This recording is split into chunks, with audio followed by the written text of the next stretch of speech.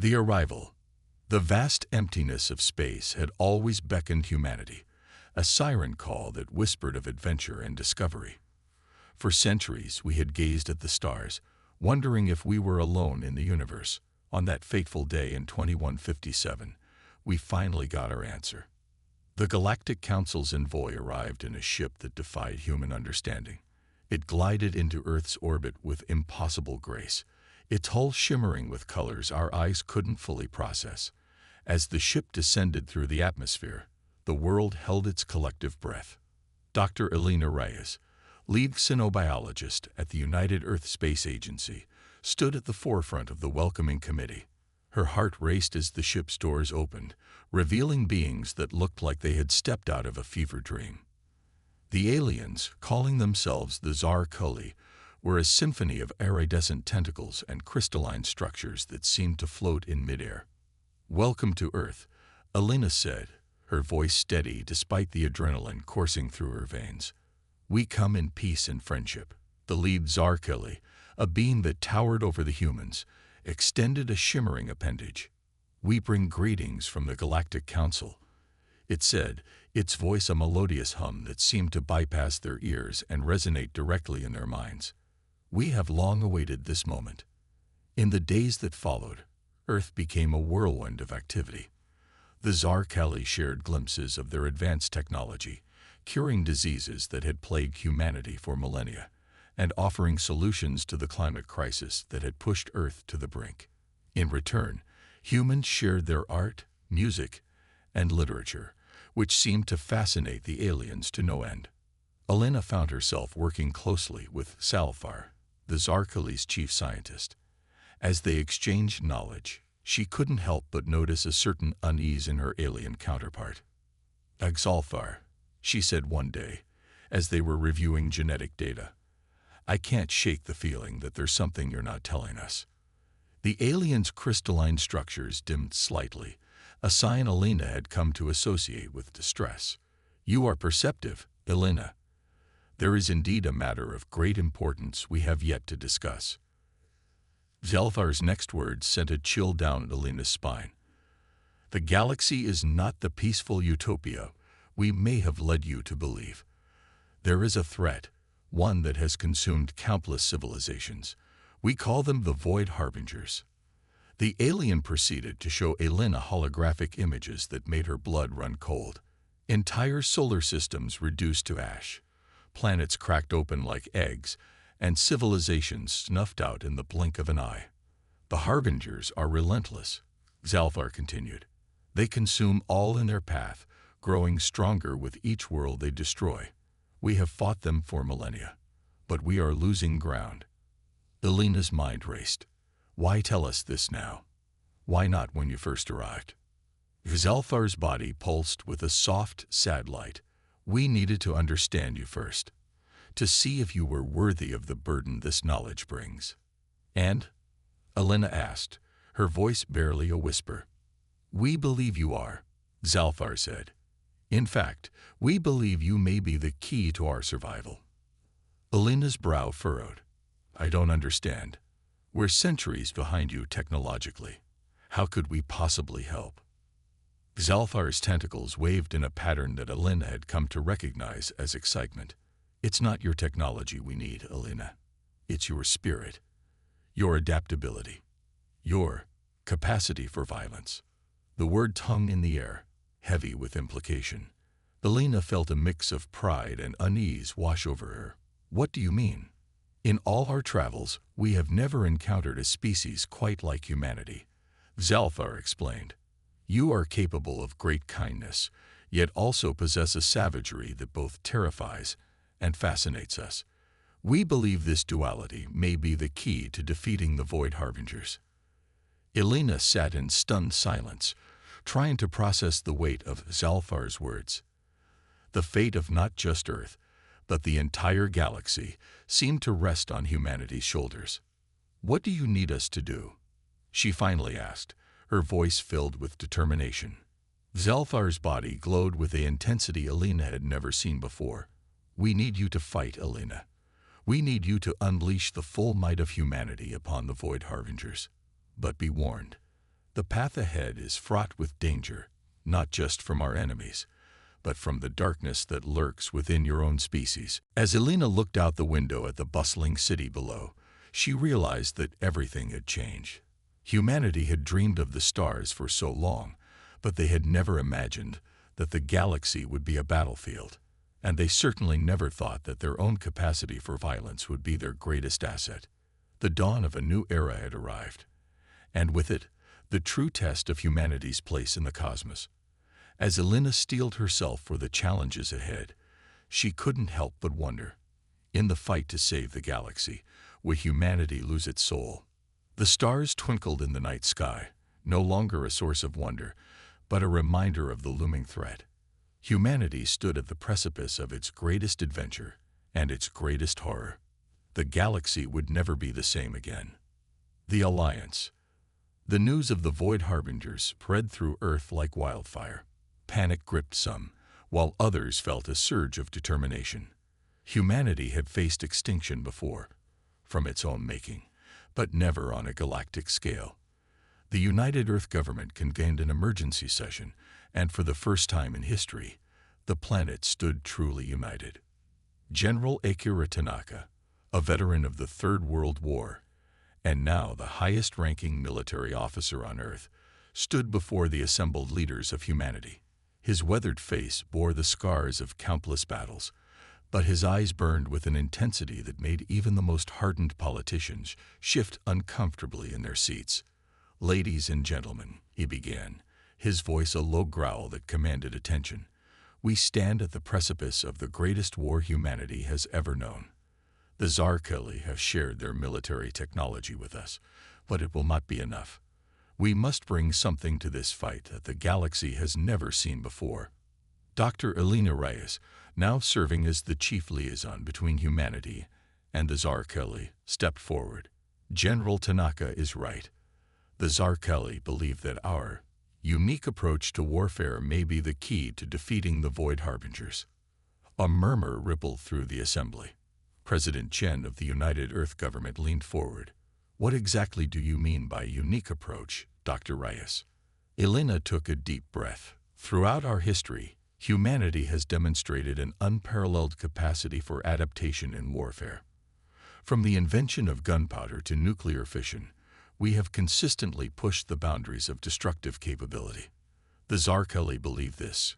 Creativity could be our greatest asset." The room fell silent as the implications sank in. It was General Tanaka who broke the silence. "We're not just talking about conventional warfare here. The Zarkeli want us to think outside the box. Way outside." In the weeks that followed, a joint human-Zarkeli military command was established. The Zarkeli provided humanity with faster-than-light technology, allowing for the rapid deployment of forces across the galaxy. In return, human military strategists began working on tactics that made even the most hardened Zarkeli commanders flinch. On the newly established Lunar Military Academy, human and Zarkeli cadets trained side by side. The aliens marveled at the human capacity for hand-to-hand combat, a concept foreign to their telepathic, non-violent culture. Meanwhile, humans struggled to comprehend the vast psychic networks the Zarkeli used for communication and coordination. Dr. Rice found herself in the heart of this cultural exchange, trying to bridge the gap between two vastly different approaches to warfare. She watched as human engineers, freed from the constraints of Earth-based physics, began to design weapons that defied imagination. One such inventor, Dr. Yuki Sato, approached Elena with a glint in her eye that was equal parts excitement and madness. "Dr. Rice, I think we've cracked it. We've found a way to weaponize dark matter." Elena's eyes widened. Is that even possible?" Yuki nodded enthusiastically. "Theoretically, yes. And with the Zarkeli's advanced understanding of cosmic forces, we can make it a reality. Imagine a weapon that could literally tear apart the fabric of space-time." As Elena listened to Yuki's explanation, a part of her marveled at human ingenuity. Another part recoiled at the potential for destruction. This was precisely the kind of thinking the Zarkeli had hoped for, But was humanity ready to wield such power? Meanwhile, on the other side of the lunar base, General Tanaka was engaged in a heated discussion with Zorlak, the Zarkili military liaison.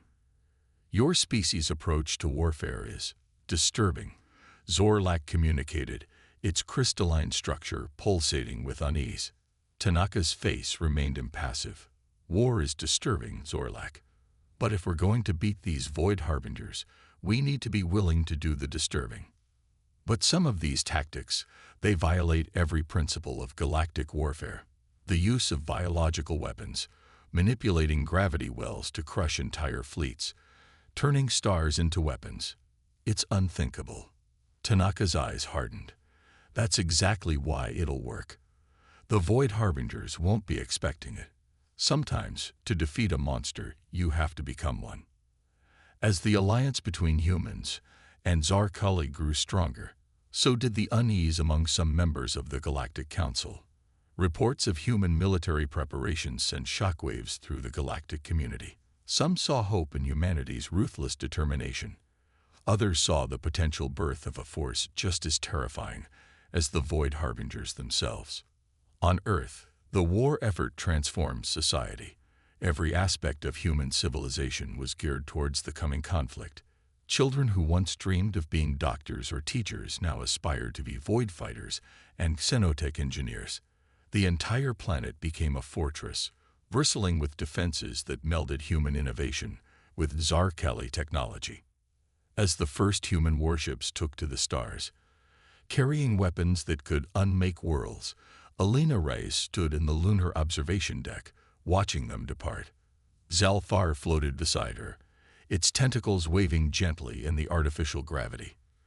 "Are we doing the right thing, Zalfar?" Alina asked, her voice barely a whisper. The alien was silent for a long moment. "The concept of right is a luxury we can ill afford in the face of extinction, Alina. But I believe we are doing the necessary thing." Alina nodded, her eyes fixed on the departing fleet. Humanity had always looked to the stars with hope and wonder. Now, they carried with them the potential for salvation and destruction on an unimaginable scale.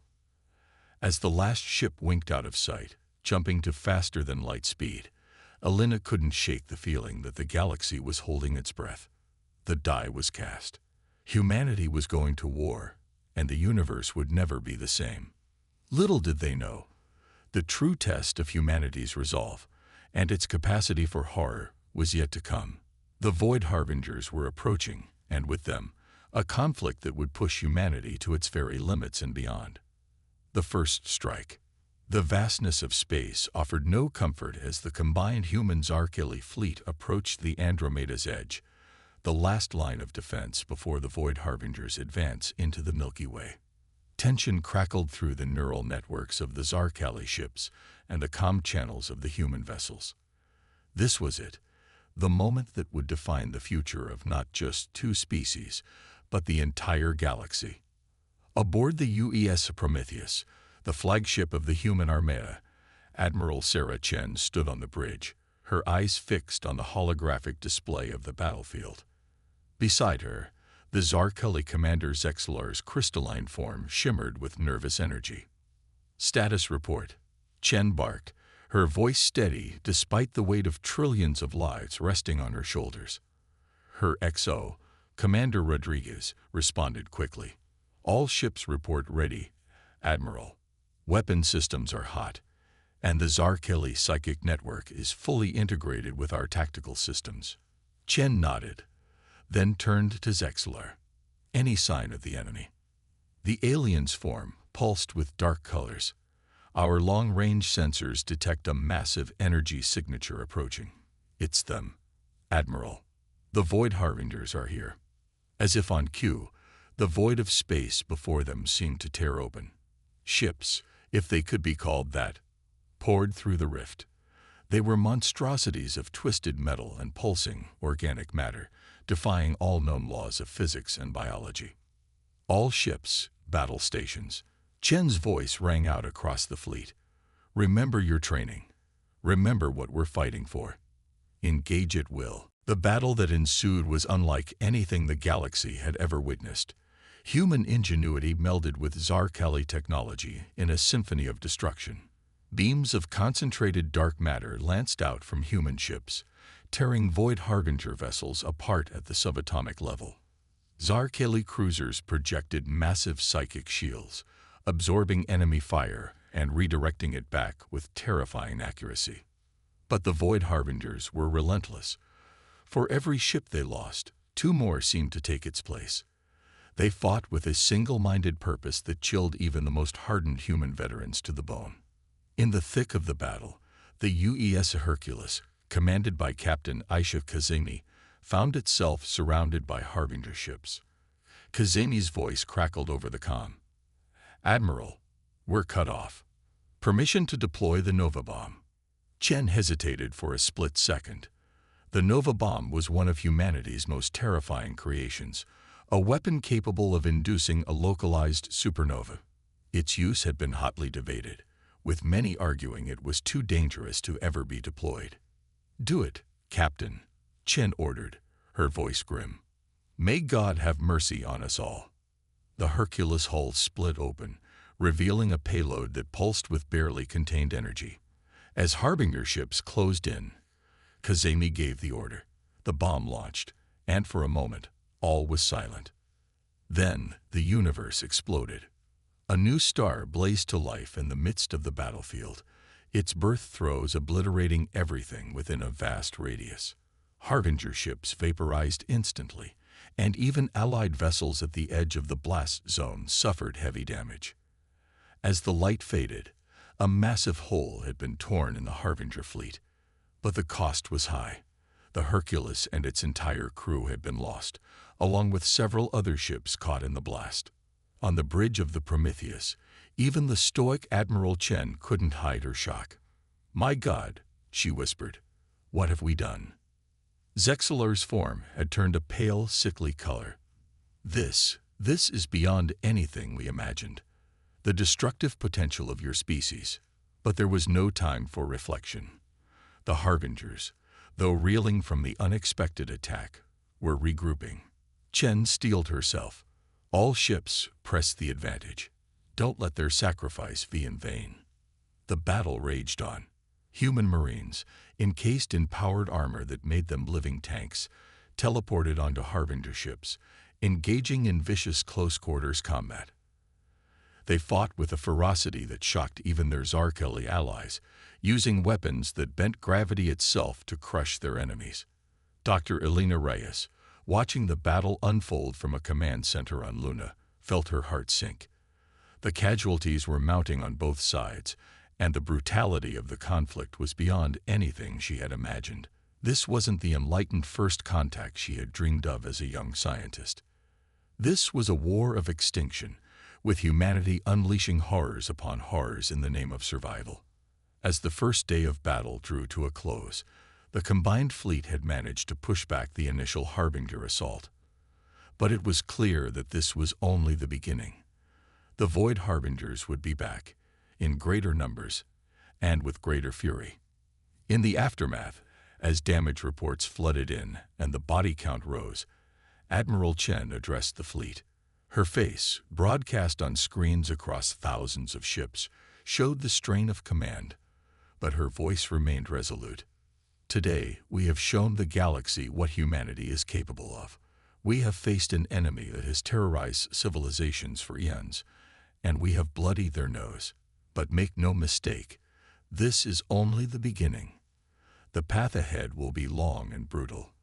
We will be asked to do things that will haunt us for generations to come.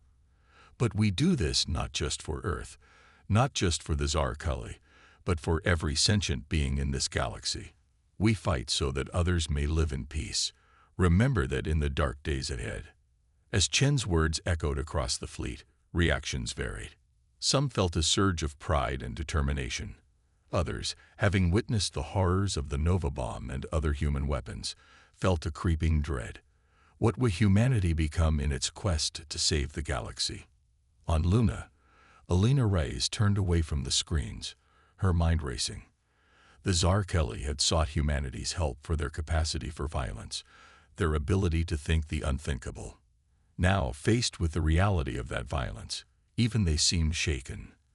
As the fleet regrouped and prepared for the next inevitable clash, a question hung in the air, unspoken but felt by all. In this war against the Void Harbingers, would humanity emerge as the saviors of the galaxy, or would they become something just as terrifying as the enemy they sought to destroy? The stars seemed to dim, as if in mourning for the lives lost and the innocence shattered.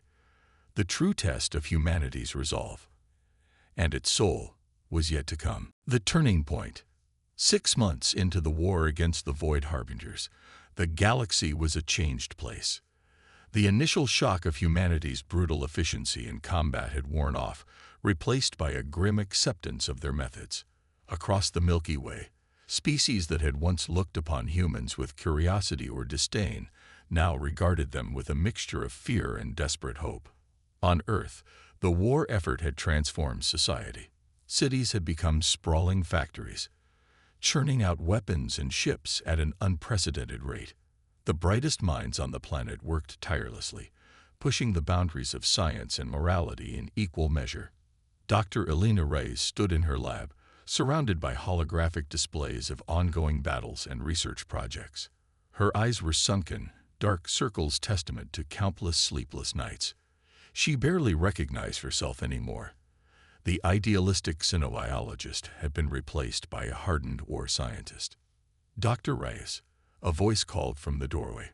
She turned to see General Tanaka, his face grim.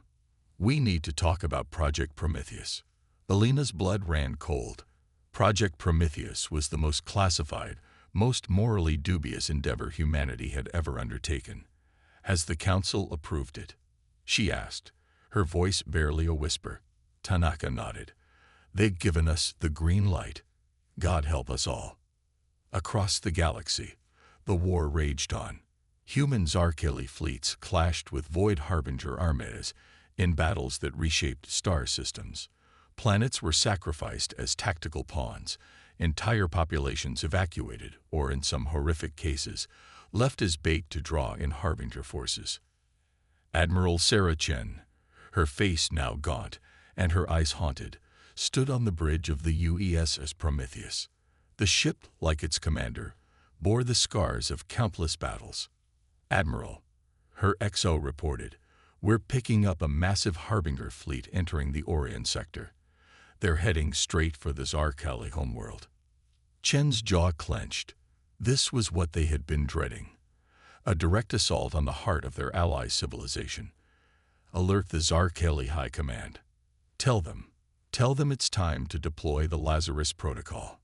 The Lazarus Protocol was a strategy born of desperation and human ingenuity. It involved sacrificing an entire star system to create a trap for the Harbinger fleet. The details were known only to a select few, but rumors spoke of weaponized black holes and tears in the fabric of space-time itself. As the human Zarkeli fleet moved to intercept the Harbingers, tension ran high. This battle could decide the fate of the war. The clash, when it came, was cataclysmic. Human ships unleashed weapons that defied comprehension, beams that accelerated time within a localized field, aging Harbinger ships to dust in seconds, swarms of nanobots that consumed enemy vessels from the inside out, and terrible biological weapons that turned the Harbinger's own biology against them. The Zarkeli, for their part, coordinated the battle through their vast psychic network, predicting enemy movements and guiding human strikes with terrifying precision. But even this was not enough. The Harbinger fleet was vast, its ships regenerating almost as quickly as they were destroyed. As the battle reached its peak, Admiral Chen gave the order, "Initiate the Lazarus Protocol." For a moment, nothing seemed to happen. Then, the star at the center of the system began to pulsate. Waves of energy rippled out, washing over ships of all sides. The Harbingers, sensing the danger too late, tried to retreat, but they were caught in the grasp of something beyond their comprehension. The star collapsed in on itself, forming a black hole of impossible size. But this was no ordinary singularity. Somehow, human scientists had found a way to control its pull, to direct its hunger. The Harbinger fleet was drawn in, ships crumpling like paper as they crossed the event horizon. But the horror didn't end there. As the last Harbinger ship vanished into the maw of the black hole, it began to fluctuate. Tears in reality itself began to form around it. "My God," Chen whispered. It worked. It actually worked. The black hole had become a gateway, channeling the Harbinger fleet into another dimension entirely. In one fell swoop, humanity had removed a significant portion of the enemy's forces from the galaxy. As reports of victory flooded in, the mood across the human-Zarkali alliance was one of elation tinged with horror. They had won a significant battle, perhaps even turned the tide of the war. But at what cost? On Luna, Dr. Rice watched the aftermath unfold with a sense of numbness. The Lazarus Protocol had been her brainchild, a theoretical weapon she had proposed in a moment of desperate inspiration. Seeing it deployed, seeing the devastation it had wrought, she felt a piece of her soul wither. Zalthar, the Zarkali scientist, approached her. Its crystalline form was dim, a sign of deep distress. "Elena," it communicated, its mental voice trembling. "What you've done, it's miraculous and terrifying." Elena couldn't meet its gaze. "We did what we had to do," she said, the words sounding hollow even to her own ears. "Yes," Zalthar agreed. "But I fear we may have traded one horror for another. The galaxy now looks at humanity and sees not just saviors, but potential conquerors." The implications hung heavy in the air. Humanity had revealed capabilities beyond anything the galactic community had imagined.